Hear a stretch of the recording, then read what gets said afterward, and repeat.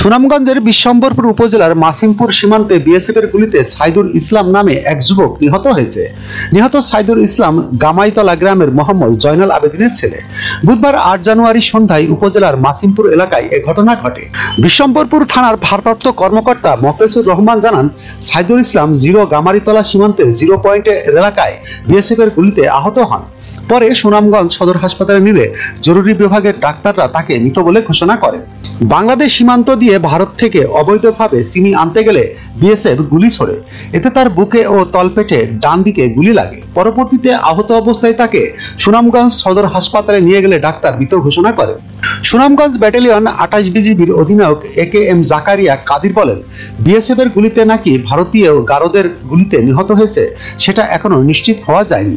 এছাড়া Masimpur BOP কড়াইগড়া BSF ক্যাম্পের পতাকা বৈঠকের আহ্বান করা হয়েছে।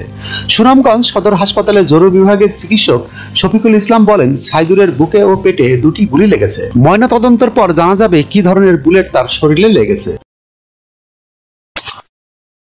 যখনকার খবর তখনই দেখতে চোখ রাখুন সুন 24 টিভিতে। চ্যানেলটি সাবস্ক্রাইব করুন।